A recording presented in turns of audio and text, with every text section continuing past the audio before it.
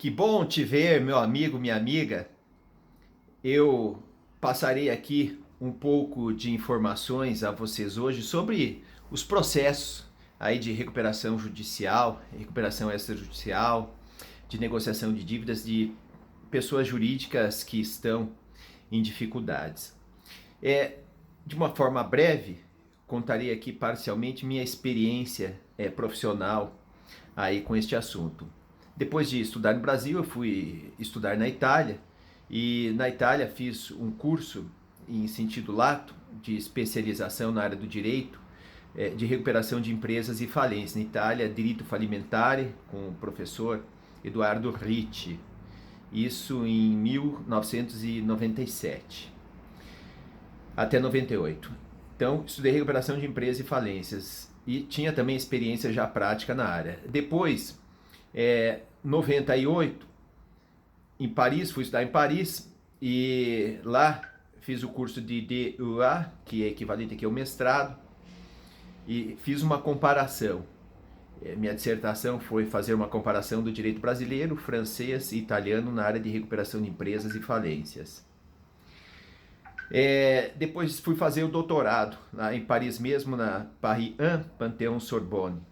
Mas vou me ater aqui à questão do mestrado, porque o assunto aqui é de recuperação de empresas. E o que acontece? O nosso legislador, na época, eu fui convidado para participar dos debates da reforma da legislação. Por quê? Porque eu tinha justamente a experiência francesa, a experiência italiana em matéria de recuperação de empresas. E o nosso legislador, ele se baseou nesta lei atual de recuperação de empresas e falências, no direito americano, no Chapter 7 e Chapter 11, da recuperação de empresas lá nos Estados Unidos, e também no direito francês, cuja legislação é de 1984. Veja, nossa, foi aprovada em 2005, 20 anos, 21 anos aí estamos atrasados com relação a esse assunto. Então, o que demonstrou a experiência francesa, a experiência americana?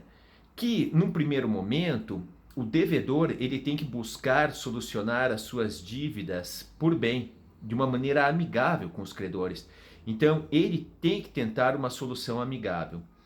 E o caminho da recuperação judicial, a meu ver, ele é o último. Recuperação judicial é o último instrumento jurídico a ser utilizado por uma pessoa jurídica que esteja em dificuldades. Então, no primeiro passo deve ser buscada a negociação. E o que dizia já um professor da Université de Paris 1, o Yves Gouillon, grande autoridade no direito, reconhecida aí mundialmente, que essa recuperação de empresas precisa de um bom negociante, porque tudo vai depender de uma negociação entre o devedor e os seus credores. Então ele tem que ter um bom negociante para negociar essas dívidas. Não é porque uma pessoa tem dívidas bancárias que ela precisa da recuperação judicial, ou porque ela tem dívidas bancárias e tributárias, mesmo porque a tributária está fora do processo de recuperação judicial, porque ele tem bens que foram alienados para o banco, a alienação fiduciária está fora da recuperação também. Então ele tem que saber como se recuperar, vendo, no fundo, a recuperação judicial como seu último instrumento. A solução aqui é tentar pagar essas dívidas. De que forma? Através da negociação, mas não tem dinheiro. Aí ele vai executar o credor? Deixa executar, não tem problema, se defenda. Se ele pedir falência, depende. Se foi um só credor pedindo falência, a pessoa tem um patrimônio de 10 milhões. O credor vai lá e pede falência por causa de 100 mil reais, que no mínimo são 40 salários mínimos, valor equivalente a 40 salários mínimos para pedir a falência.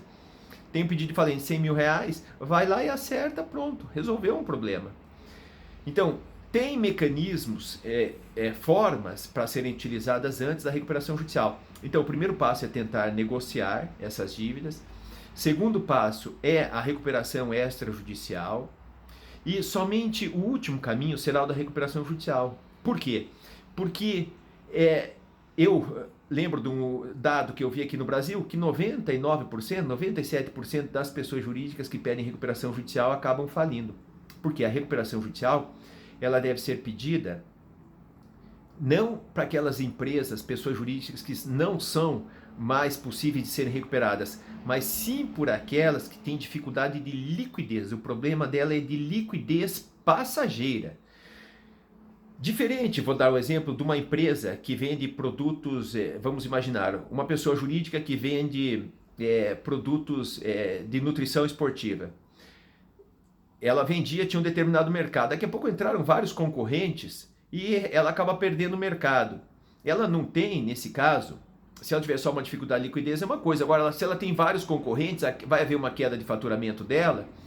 E se os seus concorrentes já tomaram e estão tomando seu mercado, é uma pessoa jurídica e que não tem patrimônio para ser vendido, não vai conseguir vender, a sua dificuldade pode não ser passageira e ser definitiva. Então, isso que deve ser observado, se a dificuldade ela é passageira, se a pessoa jurídica ela tem patrimônio suficiente para liquidar as suas dívidas. Agora, ela não pode viver de esperança, que ela vai faturar, que o mercado vai melhorar. Isso é esperança. Ela tem que ter mecanismos de liquidez para que ela possa se recuperar. Então, é importante saber disso. E o que eu tenho, então, a dizer aqui é que recuperação judicial é o último passo que deve ser visto pelo devedor. Ele deve buscar uma solução para os seus problemas, para as suas dívidas, de maneira ali amigável, negociando o valor com os credores. Se 3/5 dos credores estiverem concordando com seu parcelamento de dívidas, com as suas propostas, ele poderá pedir então a recuperação extrajudicial.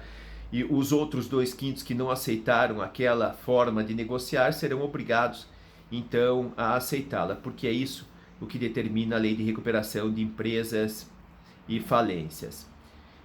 Então, o meu posicionamento é muito claro com relação à recuperação judicial das pessoas jurídicas. Recuperação judicial é o último caminho que deve ser utilizado, quando já não há mais possibilidades em se negociar com os credores e vários credores vão acabar pedindo a falência desta pessoa jurídica e ela não terá condições de fazer um depósito para elidir esta falência, ela não terá condições de pagar todos eles. A pressão será muito grande. Daí, o seu mecanismo, que ela vai estar tão sufocada, será ela utilizar a recuperação judicial. Mas, a meu ver, somente quando chegar a esse ponto, quando ela não tiver mais condições mesmo de negociar, que existem vários pedidos de falência, ela estará sujeita à quebra, é que ela deve utilizar o mecanismo da recuperação judicial.